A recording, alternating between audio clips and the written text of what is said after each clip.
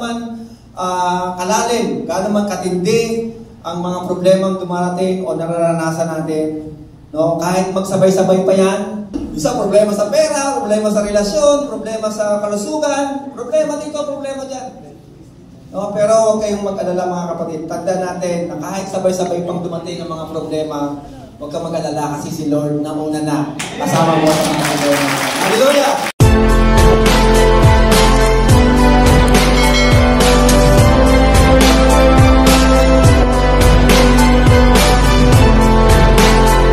Panginoon.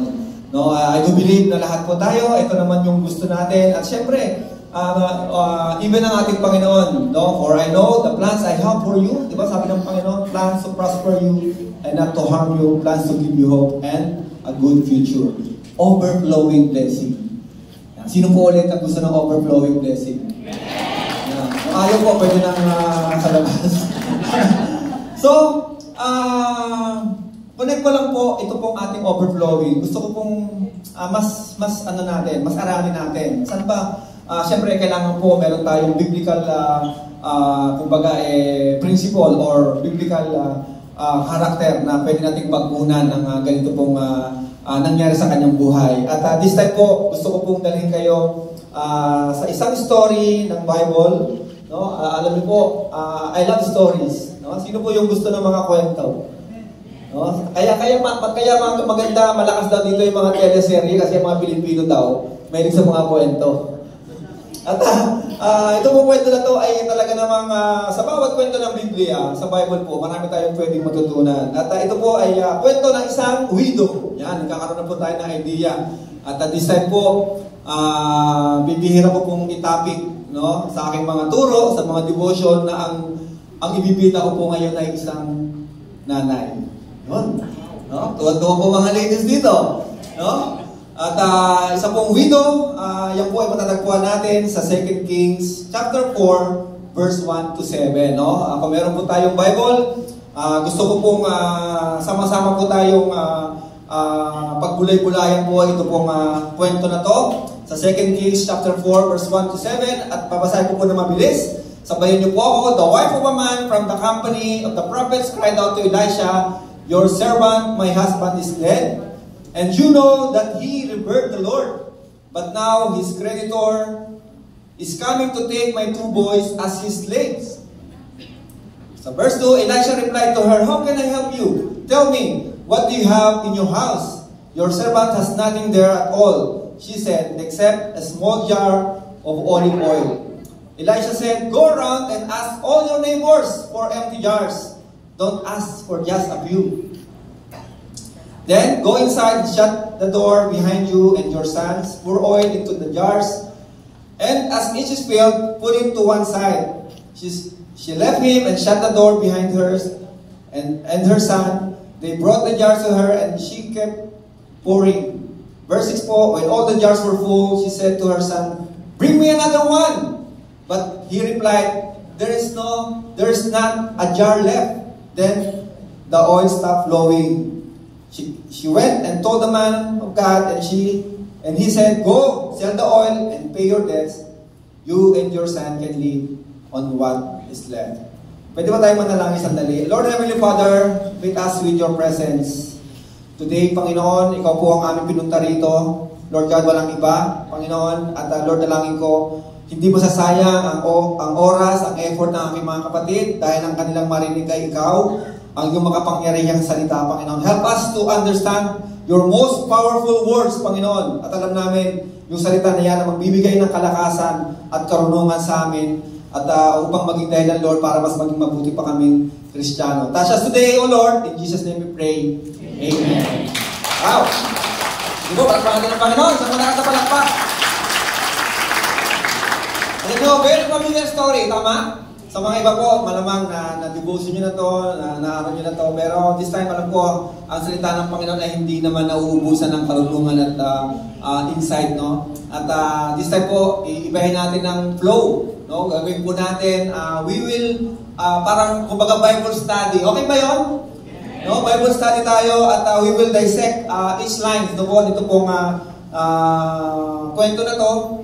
At alam ko po marami tayo pwedeng matutunan. No? Katulad mo sinabi ko kanina, isang babaeng balo na kung saan kitang-kita naman sa mga nabasa natin, hirap na hirap sa buhay, litong-lito. No? Ano pa ba? Takot na takot, tulirong-tuliro, no? Walang-wala. At ang dulo po, kanya po pinuntahan ng isang lingkod ng Diyos. At nagkaroon po sila ng pag-uusap, meron po siyang ginawa. No? At ang ending po kanina, yung last verse po natin, ang sabi diyan, go sell the oil and pay your debts. No? You and your sons can live on what is left. No? Parang ito po ay kumbaga pa sa mga Korean telenovela to, malamang isang taon po itong araw-araw susundan, no? Yung kwento na to. Pero dito po sa kwento na to ng babaeng balo, parang yung kanina lang ay napakatindi ng kanyang problema. No, napakatindi ng kanyang sitwasyon, pero sa ilang sandali, ito na po yung kanyang sitwasyon. No, parang matindi po ang pangyayari, nagkaroon po ng turn of events. No, biglang nagbago at ito po ang kanyang sitwasyon ngayon. Punong-puno na ng solusyon ng kanyang problema, yung kanyang malaking kabigatan ay nag-uumapaw na po ang pagpapala. Overflowing! No? Gusto natin yun, amen? Yung bigla-bigla, ayan na, nag-iwan na ang sitwasyon natin. No, gusto natin 'yan at tingnan po natin ano ba yung nangyari dito between lines o kumbaga sa bawat oras o minuto siguro nito ano ba yung nangyari. No, tingnan natin at sabi ko nga kanina, tulungan niyo po akong pagbulay-bulayan natin. No, paano ba niya naranasan ang kakaibang pagpapala ng Panginoon? No, paano niya ba natamasa? No, yung kanyang sitwasyon na parang kanina nanginginig sa takot, nanginginig sa bigat ng problema. Paano ba biglang ganito? No, biglang wala na. Pag sinabing go, kumbaga pag sinabing yung you and your sons will live, no? Mabubuhay na kayo nang wala na kayong intindihing pambayad ng kuryente, wala na kayong intindihing pambayad ng tubig, pang tuition, pang palengke, pambihira. Saan ka pa? No? Ito na po yung sitwasyon ng babae. And tingnan po natin, paano ba yan? No? Continue lang po ako.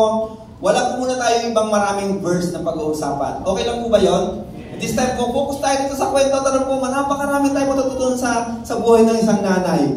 No? Marami tayong matututunan sa kanila. No? Kaya mahalin natin yung mga nanay. Palakpakan natin yung mga nanay ng isang ba? Yan. So, ano ba yung sitwasyon muna nung balo? Dito muna tayo sa unang tagpo. Unang tagpo. Basahin ko lang ulit, no?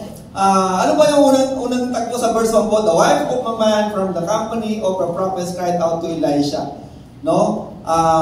Yan po ang kanyang sitwasyon. Your servant, my husband, is dead, and you know that he revered the Lord, but now his creditor is coming to take my 2 boys. Tingnan po natin. Gusto ko pong namnamin natin, or namnamin ba yun? Gusto ko pong mas maunawaan natin.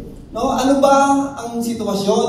Gaano ba kabigat ang problema nitong widow na to? Number 1, ano bang meron siya dyan? The wife, sabi dyan, he cried out to Elisha. No? Number 1 po na makikita nito, nung ganong sitwasyon niya, nung ganong kabigat ang kanyang problema, o sitwasyon sa buhay, saan siya pumunta? No? In our most difficult time, hanapin mo yung presensya ni Lord. Kaya ako, tapikin mo yung katabi mo dito, salamat sa iyong presensya. No? Alam mo kung saan ka dapat pumunta. Di ba? Ito po maganda sa atin dito, magandang wisdom dito. No? Kapag ka po tayo ay may kabigatan, huwag na tayo pumunta kung saan-saan. Di ba? Huwag na tayo pumunta kung saan-saan. Hanapin mo kung saan mo mararamdaman ang presensya ng Panginoon. Dahil doon ka lang nakakaranas ng kakaibang kapayapaan ng puso. Di ba po? Hallelujah!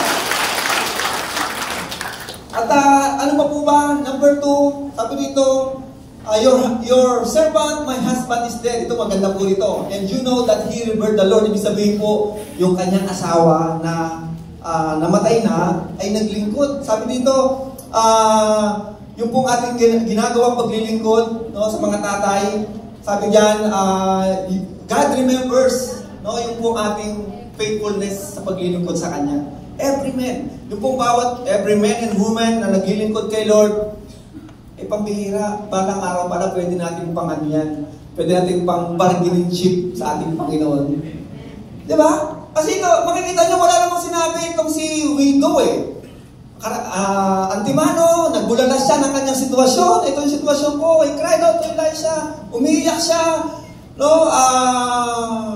Elisha, the prophet. Alam mo naman yung asawa ko, kilala ko siya.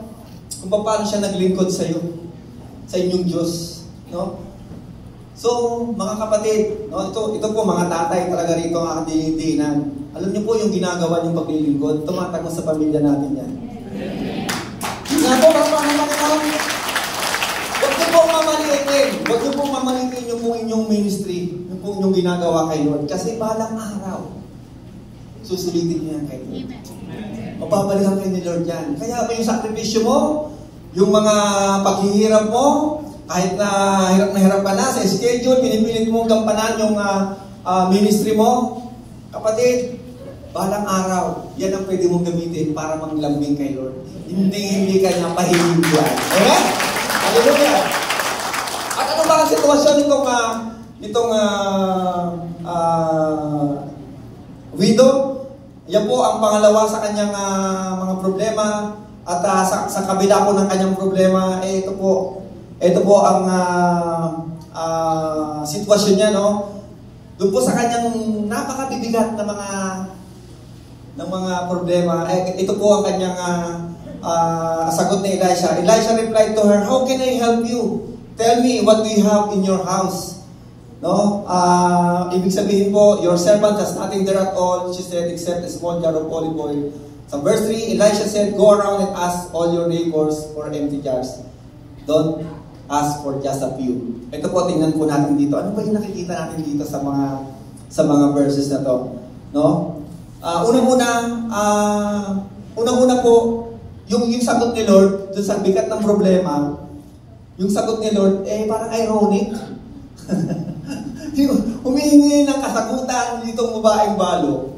Humihingi siya ng pagpapala o solusyon sa kanyang problema. Pero makikita natin dito, ito po mga words na to. Ano bang matatawag natin yan? Ayaw natin yung mga words na yan Nothing, small, and empty. No? Ito yung tugon ni Elisha. No? Ito yung mga babasa natin dito sa katugunan, no, na ginagawa ni Elisha. No? Pero tingnan po natin.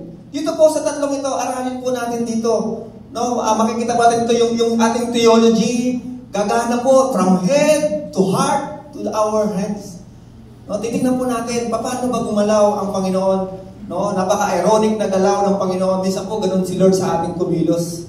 Minsan parang hindi natin kayang unawain ang solusyon, no, sa mga problema natin. Pero kapag nagtiwala tayo sa Panginoon, unti-unti, ipapaunawa niya. Kaya pala. No? At ipapadama niya sa iyo ang mga kasagutan. So, itignan po natin, isa-isahin po natin yan. Dito lang po tayo, ito lang po yung pag-uusapan natin. Number 1 po, gaano ba ka-desperate? No? Gaano ba ka-desperate that time? No? Yung balo. No? Sabi diyan, number 1, nung tinanong siya ni Elisha, "What do you have in your house?" "Your servant has nothing there at all." Oh. Ano daw meron siya? Nothing. Sino may gusto nung ganon? Diba? Ang hirap nun. Elijah naman, ano ka ba naman? No? Kung meron ba ako, punta pa ako dito. Diba? Sa ibang mga kapatiran dito, kung maganda pa trabaho ko, buhay ko, atong ba ako dyan? Minsan hindi maganda yung dahilan po. No? Pero ito po, ayaw natin yan, yung nothing. No? Yung sagot na, ano ba yung meron ka? I have nothing at all. No? Napakasakit pong kasagutan yan. Ibig sabihin po ng nothing, absence of anything, lack or absence of anything at all. Walang-wala. No? Sino ba rito ngayon yung walang-wala? Wala lang. Meron? Wala lang. No? Sana lahat kayo meron. Parang natin ang Panginoon, sa 13, tulong-tulong ng pagpapala. Parang hindi yata para sa inyo itong mensahe na to. No? So yun po, ganito po ang sitwasyon ng widow, no? At alam niyo po sa buhay natin, no? Tingnan natin gaano ba ka natin, no? Mas daliman pa natin. Gaano ba ka walang-wala o gaano ba ka talagang ka-down itong widow na to. Sabi diyan, the wife of a man from the company of the prophets, sa verse 1 po, cried out to Elisha, your servant, my husband, is dead, and you know that he revered the Lord, but now his creditor is coming to take my 2 boys. Mas daliman po natin. Number 1 po dyan, sabi dyan, yung husband niyo po ay patay. For ulit ang sinasabi kanina, tanong lang po, meron bang widow dito? Ayun, no?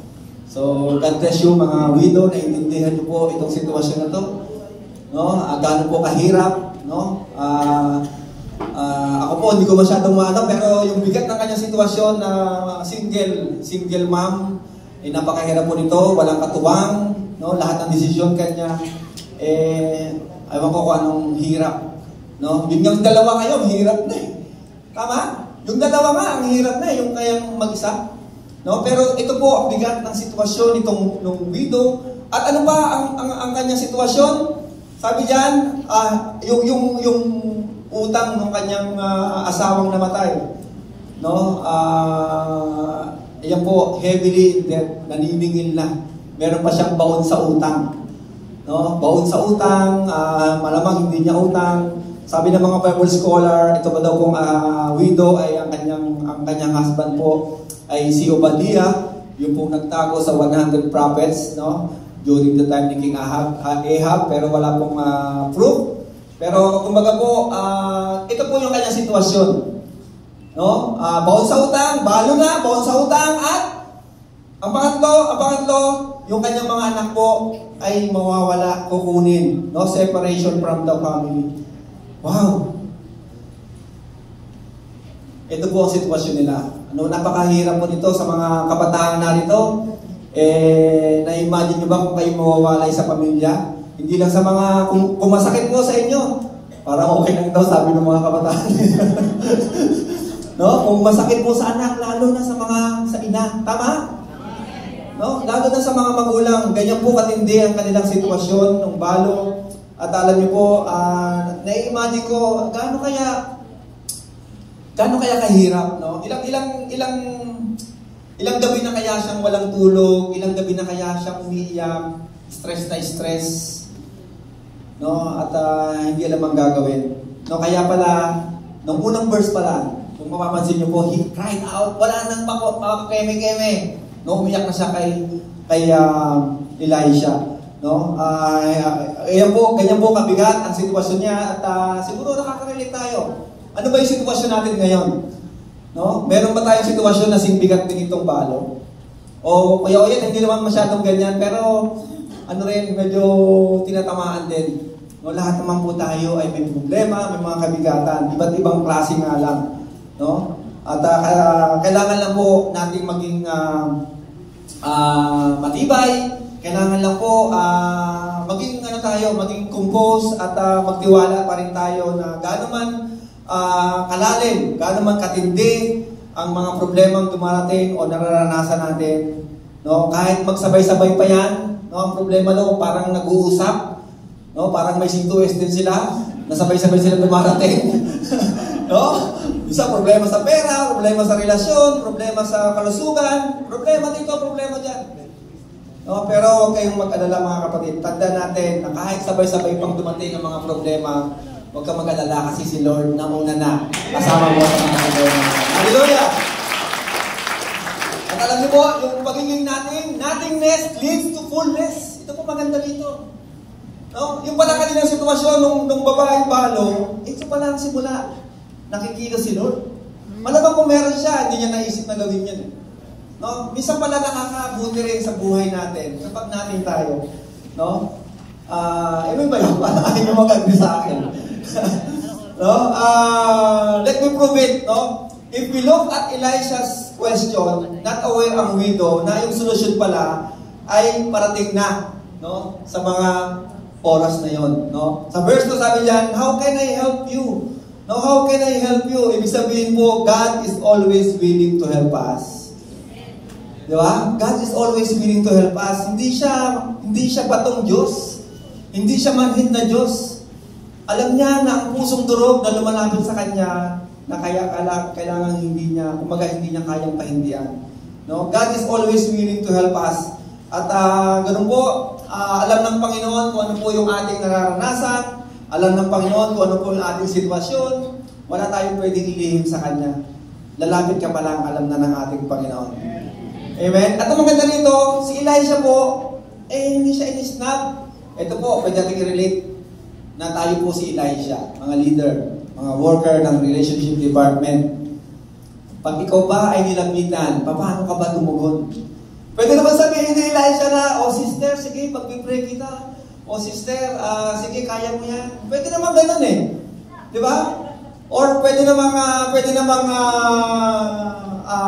ipag-pray mo na lang. Di ba? Pero si Elijah, malalim ang kanyang naging pagtugon. How can I help you? No, at yan din yung tanong ng Lord sa iyo ngayon. Pwede mong isipin na kung ano yung sitwasyon mo ngayon. Pwede tinatanong ka na ni Lord, how can I help you? No, at sabi ko nga kanina, wala namang maililingit sa ating Panginoon. Alam ng Diyos kung ano yung mga kabigatan natin ngayon. No, at ito po, yung ating pagpunta sa back, preparation na po ito ng back, kaya po din nagsasama. Kailangan po, yun po yun yung alam natin na i-extend natin, extra mile natin, na umabot pa sa ating community.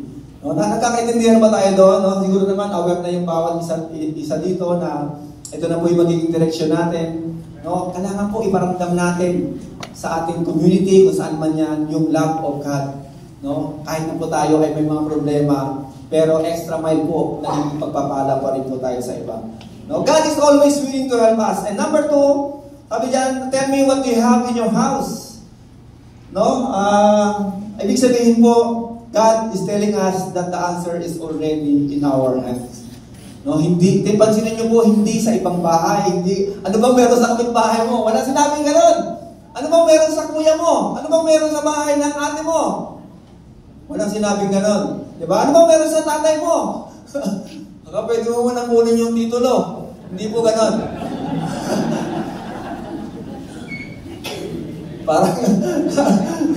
Parang nakarelate Diba? He's telling us that the answer is already in our hands. No? Alam mo ang Diyos natin, kapag tayo i-bless, hindi ka na mahirapan. Nandiyan lang yan. Sa tabi-tabi. Nandiyan lang sa iyan. Huwag mo na tingnan yung katabi mo. Nandiyan lang yan at pagpapalain ka, no? Hindi ka na mahirapan. Hindi ka na niya, kumbaga, panalayuin pa, pahihirapan pa. No? Kung i-bless ka ni Lord, i-bless ka rito. At hindi mo na rin kailangan pumunta sa ibang bansa para ikaw pagpalain. No, hindi po ako against pero kung pagpapalain ka ni Lord dito, kaya kang pagpalain. Marami na pong mga patotoo na dito sa Pilipinas, habang naglilingkod kay Lord na tapat, ay pinagpala ng lubusan ng Panginoon. Amen? Ano po, yung good thing about nothing, ito po, maganda rin po yung wala tayo minsan. Yung nothingness reminds us of God. No, ito po maganda rito. Kapag tayo walang-wala, parang ang init-itat sa ministry. Tama ba yun? Pag walang-wala tayo, parang yun na natin nakakalala tayo kay Lord. And nothingness help us to trust in Him. No, kapag wala ka ng trabaho, kala mo, galing-galing mo, kala mo, humusay-husay mo na, simula ka sa negosyo, hindi pinalat, nothing, bagsak. Pero minsan yun ang nagiging way para magtiwala pa tayo ng lubusan sa Panginoon. And nothingness make us appreciate His provisions. No? Kasi ito, walang-wala talagang asahan itong babaeng balo. No? At yung kung meron siya, noong time na yon, wala siyang pwedeng pagkunan ng kung kanino man ang galing, kundi ito'y bigay at kaloob ng ating Panginoon. No? Na-appreciate natin yung provision niya. That only God can make something out of nothing. No? Yan po yun. Wala po ibang pwedeng gumawa niyan. No, ang Diyos natin, walang imposible. No, kahit wala ka, kahit na walang-wala ka, kahit na zero ka, down na down ka, pwede kang itayo ni Lord. Diba? Sabi nga, kahit na sobrang kasalanan mo, kay Lord, pag nagtiwala ka, nag-surrender ka, kaya ka niyang gawing bagong muli. No? Only God can do that. Palakpakan natin ang Panginoon. So, yun po yung number 1. Number 2 po. Yan, bibilisan ko na po. Ano ba nga ito? Hanggat naulan ba Kuya Vince? Sabi mo kanina hanggat naulan, no? Pwede. Ito po yung pangalawang salita o pangalawang word, no? Sabi dyan, your servant has nothing there And she said, except a small jar of olive oil. No, kanina po natin ngayon small. No, medyo small. We don't want na small or little na lang yung meron tayo. No? Little jar of oil. Sa ngayon po, parang ganyan po yan. No? Kumbaga, baka po yung mga kabataan, hindi na alam yung jar of oil. Eto na po yan. No? Pag ganyan na ba yung meron tayo, ano pa bang asahan natin? Pag ganyan na lang ba, sa mga nanay, ayan, iiran na yung tarantation, hala ka, ayan na, si Judith na naman. Pagka lumiring ang telepono na, painsa na tayo kasi maliligan na naman. Natutrauma na tayo sa mga text at mga tawag sa atin. Kasi, eto na walang-wala na tayo or kakarampot na lang yung ating natitira. Ano pa nga bang maasahan natin kapag ganyan? No, small. No, sitwasyon ng babaeng balo, small jar of olive oil. No? Pero alam niyo po, sa buhay natin, kapag ka-small na lang ang meron tayo, kapag katiting na lang ang meron tayo, ano ba yung mga nangyayari sa atin? Number 1 po, yan na yung simula ng stress. Yan. Pag medyo nagsisimula na tayong mainitin ng ulo, puro negatibo na yung naisip natin. Tama ba yun? At dahil dyan, kapag na-stress na tayo, nagsisimula na tayo mag-more. Yan, sinabi ko na sa'yo, kung pasukin yan. Di ba? Yan, ba't mo pinahiram si brother, si di ba? Yan ngayon. Nagmumurmura tayo at alam po, minsan ganun tayo. Pagka wala na, ano ba naman itong si Brother James? Walang-wala na nga ako, pambira, maghihingi pa ng sponsorship. Tawa-tawa ba kami, parang totoo, nanghuna lang po ako, pwede ba yun? Wala po akong alam dyan, Alam niyo po, ayan po, nagmumurmura na tayo at nawawala na po yung contentment natin sa buhay. No, tandaan po natin mga kapatid, mga ate at kuya, discontentment is a faith killer. No, kapag nagsimula na po yan, parang wala nang kayang gawin si Lord sa buhay mo. At hindi po maganda yan. At pangatlo, yan na, alarm. Yan na, uneasy na tayo. Yung bang parang wala na tayong ibang pwedeng gawin maganda, uneasy na, hindi ka na makapag-focus sa buhay, wala ka ng peace of mind. At yan po magsisimula, nagkakaroon tayo ng low self-esteem. No? Humihina na ang ating loob, ayaw mo na makipag-usap, ina-isolate mo na yung sarili mo, ayaw mo na makipag-fellowship. No? At minsan po, dyan nagsisimula, kino-compare mo na yung sarili mo. Bakit si sister, laging ganda ng bag? No? Lagi si brother, branded pa, mga t-shirt nila, bakit ako? Yan, nagsisimula po tayo mag-compare at alam niyo po, humihina or lumiliit na ang tingin natin sa ating mga sarili. No? Comparing is a joy killer. Tandaan po natin yan, wala ka ng joy sa puso, napakahirap po nun. And yung lastly po, it will let you down. Ito na ang mahirap. No? Kapag small na lang meron tayo, it will let you down, pwede magpabagsak sa'yo. No, ito na yung nagpapahina ng loob natin, nawawalan ka ng gana maglingkod, magsimba, hindi mo na maitaas ang kamay mo. No, hindi mo na maitaas ang kamay mo, parang wala na, hindi mo na nararamdaman yung Holy Spirit. Wala ka ng joy, mag-worship. No, by the way, sarap ng worship natin kanina, amen ba? No, ito na yung worship team, pagpanakarang natin ang worship team. No, at minsan po, yan ang nagiging dahilan kung bakit tumatamlay tayo sa ating ministry, at minsan po, mas worse pa. No, minsan po yung nagiging dahilan natin na tayo po ay bumabalik sa dating gawin. No, kapag ka-small na lang meron tayo. Back to ating verse po, no, sabi niyan, kung babalikan po natin, your servant has nothing there at all, said, except a small jar of oil. Parang ganito po yun. Yan, meron po akong props. Yan. No, yung widow po, naalala niya, wait lang, Elisha. Wait lang, meron pa pala akong natirang isang maliit na jar of oil. No? At alam niyo po, yung maliit na yon, base sa ating binasa kanina, pambihira, yun ang hindi naubusan ng langis habang kanyang tinutulo sa mga ito. Mga kapatid, wag mo ismolin yung small na meron ka. Diba, kahit na maliit lang yan, ano man yung hawak mo ngayon, ano man yung nakitira sa'yo, No? Pwede pang gamitin ni Lord ulit yan. Pwede yung pagyamanin ulit ni Lord yan. Talento ba yan? No? Meron ka bang dating galing na alam mo, pwedeng gamitin ni Lord? Huwag mo ikahiya. Tulad yung mga kumakanta rin ako yan, nabibless nga ako. Eh, dati yun, di ba? Mga malamang yun, gumagano lang yung dati. Alam ko ng pangalala, no? Pero kilala nyo naman sila. Di ba?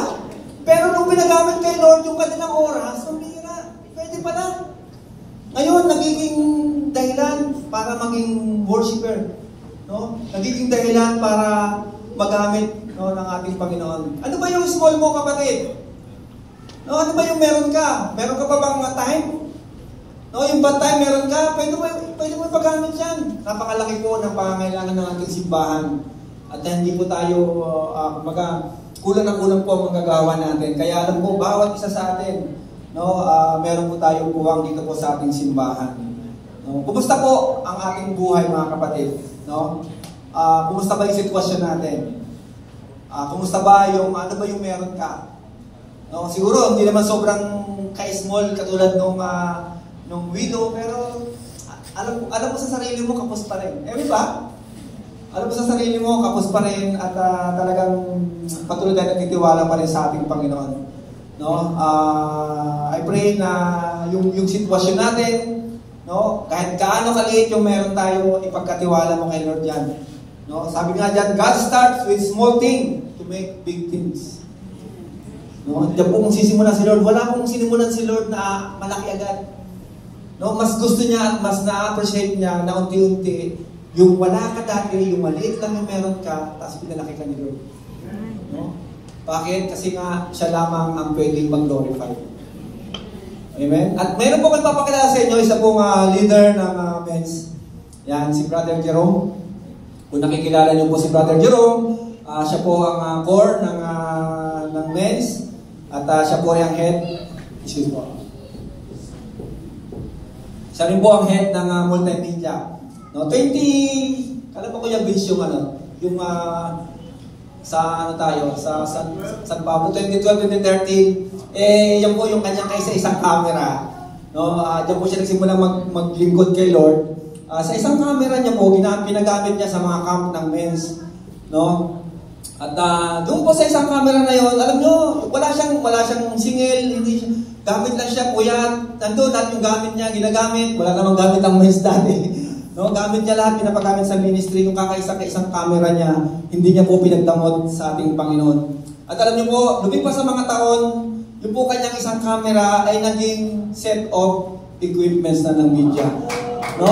Pagkakita ng Panginoon.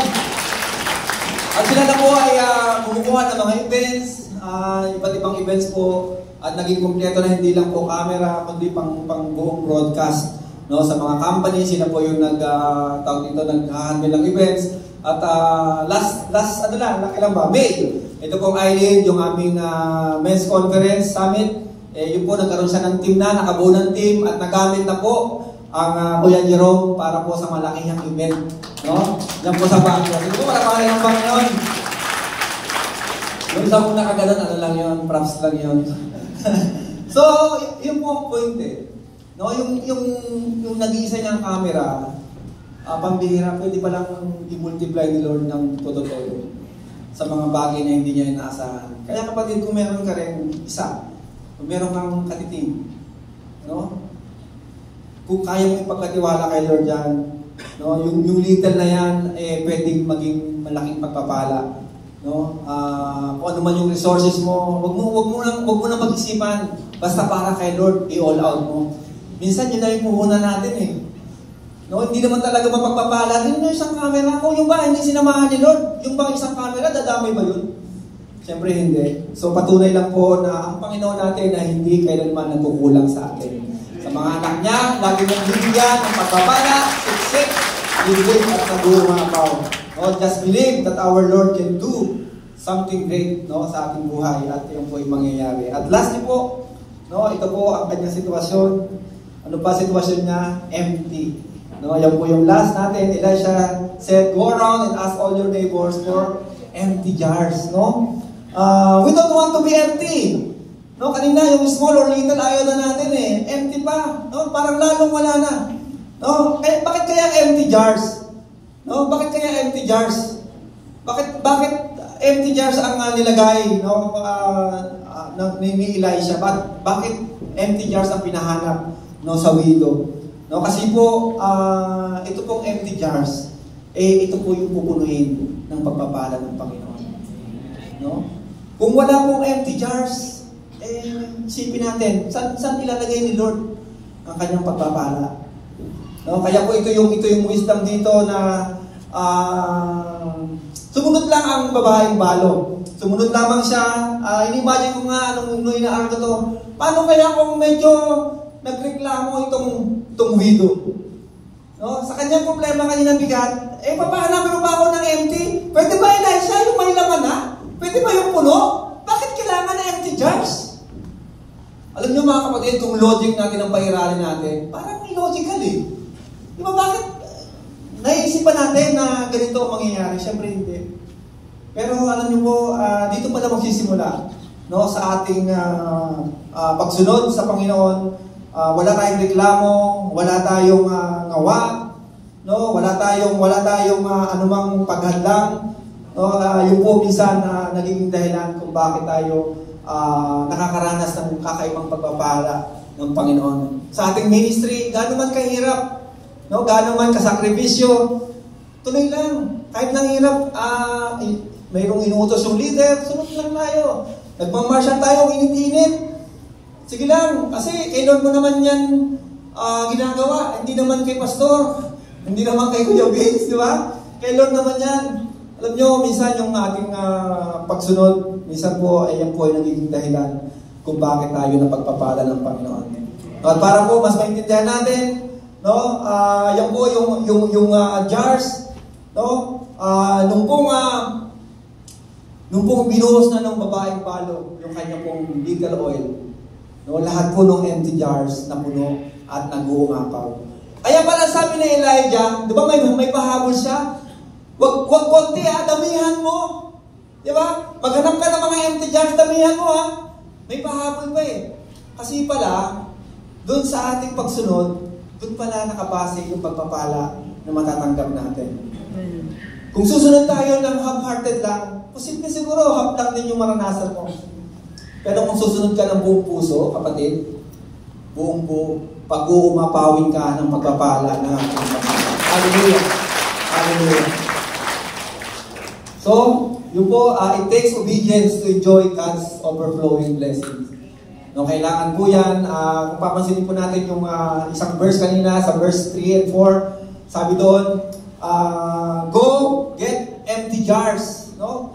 Go around and ask all your neighbors for empty jars. Sabi pa dyan, go inside and shut the door behind you and your son, pour oil into the jars, and each is filled, put it to one side. Ito po yun. Ito po yung sikreto. Bago nagkaroon ng pag-uumapaw, bago nagkaroon ng overflowing blessing, ito po muna, parang po natin yung salitang go. No? Meron po dyan. Walang reklamo. No? Hindi na siya, tinanggal niya na muna yung kanyang isip, tinanggal niya muna yung kanyang logic, tinanggal niya muna yung kanyang mga dahilan sa sarili. No? Tinanggal niya muna na yung problema malamang, hindi niya muna inisip yun. Kasi pwede maging hadlang yun para hindi mo maunawaan ang magandang plano na kahanda na pala ni Lord sa buhay mo. Sumunod lang po siya. Minsan po kapatid, yung ating simpleng pagsunod, yung pala ang susi ng pagpapala. Amen? Obedience is the key to blessing. No? So, yun po, at ito na po ang aking pagwawakas as I end this message. No? Look at this. Sabi dito, go ask for empty jars. Nung babalikan ko po yung empty jars. No? Tingnan po natin, bakit ba wala, bakit ba empty jars? Sino ba yung empty jars? Sino ba yung empty jars na tinutukoy dito? Kanina tingin natin mga jars, no? Pero ito po yung wisdom dito ni Lord. Tingnan po natin. Ayaw ko ma-miss natin ito. Sabi niyan sa next slide. Sabi niyan, sino ba tong empty jars?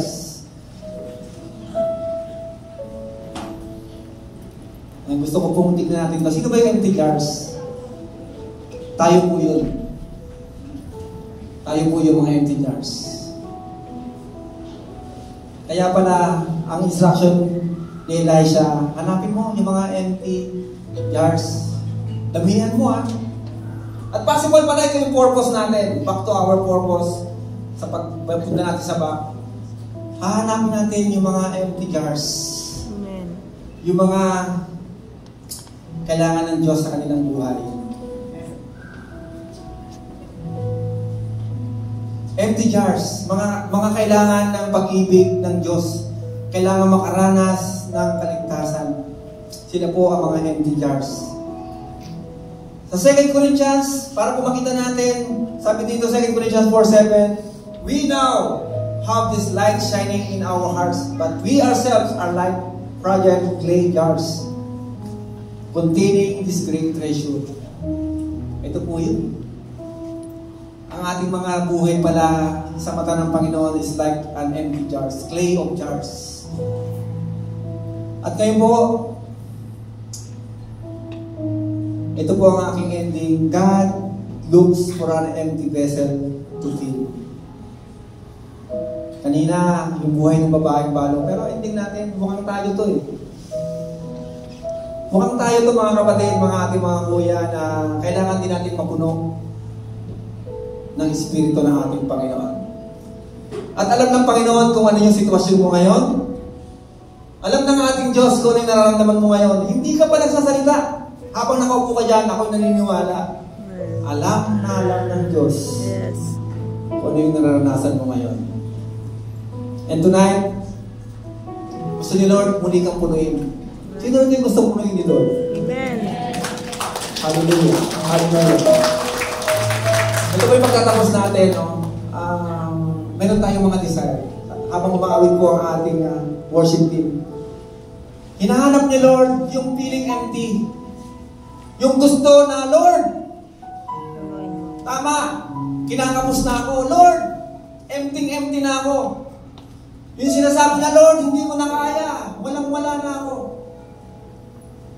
At habang umaawit po ang ating worship team, tayo po ay tumayo. At tayo po mananalangin ng personal. Hallelujah. Tayo po mananalangin at sabihin natin sa Lord lahat. Kasi po, hindi tayo pwedeng mag-back kung tayo po ay hindi puno. Kailangan po, dito pa lang, sa ating pala ngayon, punuin na tayo ng Panginoon. At pag nag-overflow na ang pag-ibig ng Diyos sa atin, then, that's the time na yun po yung ating ipapaapaw, ipapadaloy sa ating mga community.